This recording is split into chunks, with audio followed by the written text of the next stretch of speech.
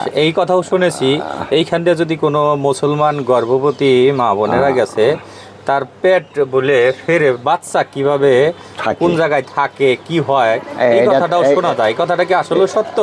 এটা আসলে সত্য, এটা আমরাও শুনছি মুরব্বীর কাছে যে এখান দিয়ে গর্ভবতী লোক গেলে ওইটা তার রুমে নিয়ে এটা দেখে পেট ফাইরে যে বাচ্চা কিভাবে আছে।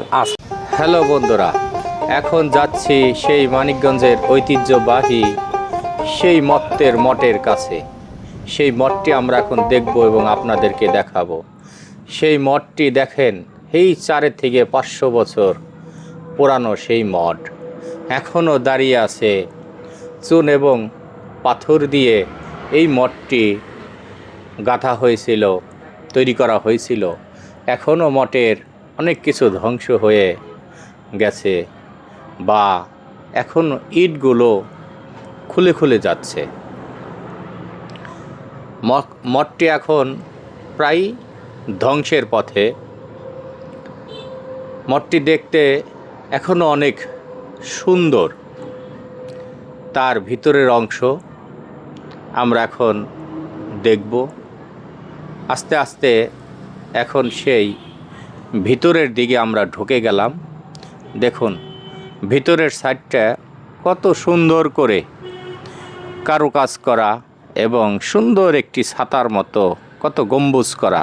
গম্বুজটি অনেক দেখতে হয়তো তৎকালীন যখন করছে তখন অনেক সুন্দর দেখা যেত, কিন্তু অনেক জায়গার থেকে তার প্লাস্টার উঠে গেছে, খালি ইট বের হচ্ছে। পাশ দিয়ে জঙ্গল হয়ে ভরে গেছে। এখন এটি দেখাশোনার কেউ নেই, কারণ যে রাজা করেছিল সে রাজাদের যুগ এখন নেই। কারণ এখন এটা পরিত্যক্ত হয়ে পড়ে আছে এই মঠটি। কারণ এই মঠের যে ভিতরে খুব সুন্দর ডিজাইন করেছিল, কাজ করেছিল। সামনে স্কুল, এই মঠের পাশেই বড় একটা পুকুর। সেই পুকুরের পাড় থেকে একটি মঠটি সুন্দরভাবে দেখা যাচ্ছে।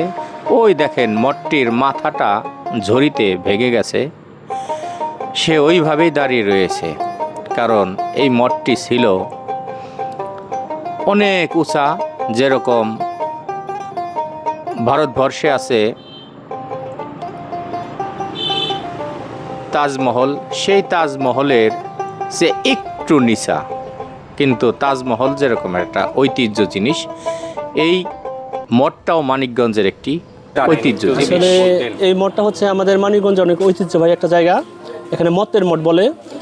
আমার যেটুকু জানা মতে হচ্ছে এখানে একটা জমিদার পরিবার বাস করত এবং এই জমিদার পরিবারের থেকে হচ্ছে অমৃত সেন, হীরালাল সেন, এই সব বিখ্যাত মানুষের এই বংশেতে জন্ম হয়েছে।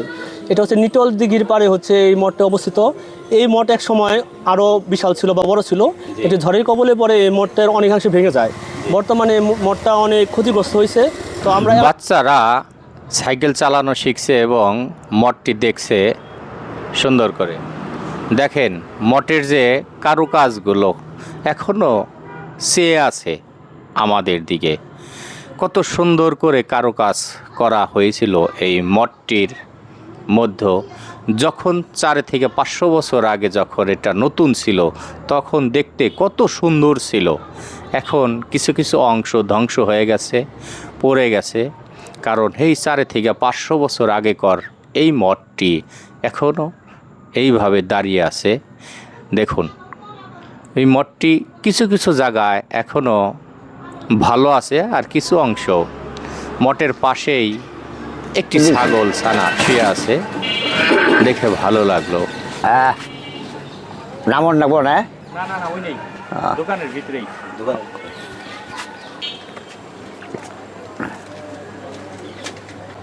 তোর দাদাও জানে না। এটা 4 থেকে 500 বছর আগের মঠ। এটা জমিদার বাড়ি আসলো। এই বাড়িটা জমিদার বাড়ি আসলো। এখানে স্কুল হাই স্কুল হয়েছে। এই মঠটা এই রাজা যখন এই মঠ নির্মাণ করে তখন এখান দিয়ে মঠের সামনে দিয়ে মানুষ কি হাঁটতে পারতো জুতা পায়ে দিয়ে বা ছাতা ফুটিয়ে, এই ব্যাপারে কি আচ্ছা, বলে? এখান দিয়ে জমিদার যখন এগো যে ক্ষমতা ছিল তখন এখান দিয়ে সাইকেল চালিয়ে জুতা পায়ে দেওয়া যাইতে পারে নাই, এই ছাতি মরিয়া দেওয়া যাইতে পারে নাই। তাদের কি ছাতা ফুটে যাইতে পারে নাই? তার ছাতা তাদের কি করছে? ছাতা বন্ধ করে গেছে, আর জুতা হাতে করে নিয়ে গেছে। হ্যাঁ। এই কথাও শুনেছি, এইখান দিয়ে যদি কোনো মুসলমান গর্ভবতী মা বোনেরা গেছে, তার পেট বলে ফেরে বাচ্চা কিভাবে থাকে। কোন জায়গায় থাকে কি হয়, এই কথাটাও শোনা যায়। এই কথাটা কি আসলে সত্য?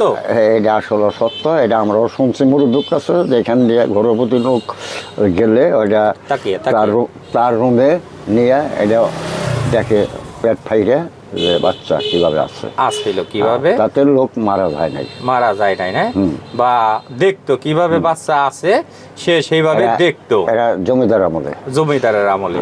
তাহলে কত ভয়ঙ্কর জমিদার ছিল, মুসলমানের উপরে কত সে অত্যাচার করত, এবং কত বড় জালেম জমিদার ছিল এবং রাগী জমিদার ছিল। সেই জমিদারের এইখানকার স্থানীয় লোকের যারা আছে, মঠের পাশেই তার দোকান, তার মুখ থেকে আমরা শুনলাম। এখানেও ওই নীল একটি কি যেন রাখা আছে দেখা যায়। এখানেও একটি রাজার বাড়ি ছিল, সে বাড়িটিও ভেঙে ফেলা হয়েছে। এইখানে যে বাড়িটি ছিল সেই বাড়িতে রাজা খাজনা উঠাতো এবং খাজনা নিত, সেই জায়গাটাও এখন মানুষের কবলে দখল হয়ে গেছে।